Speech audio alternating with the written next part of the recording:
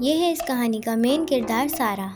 سارہ ایک 11 سال کی شرارتی لڑکی ہے اور یہ ہے سارہ کی امی۔ یہ نرمی سے سمجھانے والی تھوڑی پریشان ماں ہے۔ ان سے ملیے، یہ ہے سارہ کے ابو۔ یہ ٹی وی دیکھتے رہنے والے خاموش مگر سمجھدار والد ہیں۔ یہ ہے سارہ کی ٹیچر جو تھوڑی سخت لیکن پیاری بھی ہیں، اور دوست جو ہر بار سارہ کی شرارتوں پر ہنستے ہیں۔ آئیے چلتے ہیں کہانی کی طرف۔ سارہ ایک عام لڑکی نہیں تھی۔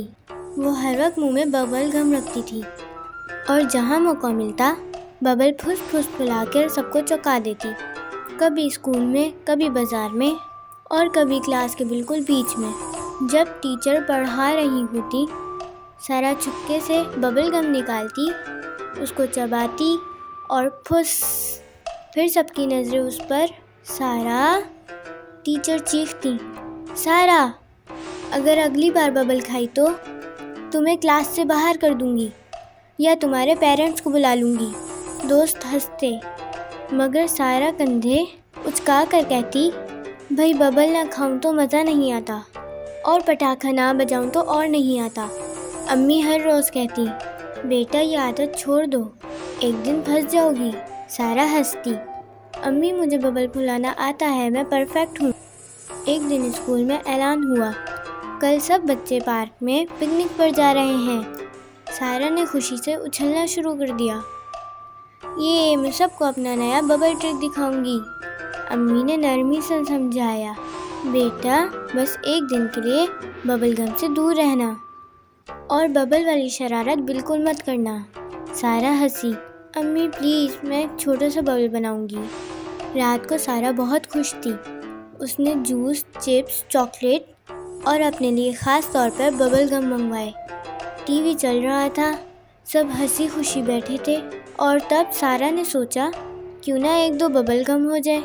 سارہ نے ببل کھایا، چبایا اور سوچا ایک بڑا سا ببل بنا کے دکھاتی ہوں۔ اس نے 3 ببل گم منہ میں ڈالے، سانس بھری اور آہستہ آہستہ ببل بنانے لگی۔ پھس پھس ببل پھولتا گیا، بڑا اور بڑا اور بڑا ہوتا گیا کہ اچانک پھٹ، ببل زور سے پھٹا اور سارہ کے منہ، ناک، گالوں اور سب سے بڑھ کر بالوں پر چپک گیا۔ امی چیخی، یہ کیا کر لیا تم نے؟ ابو تو ہنسے اور بولے، اب پکنک پر نہیں، سیدھا نائن کے پاس جانا پڑے گا۔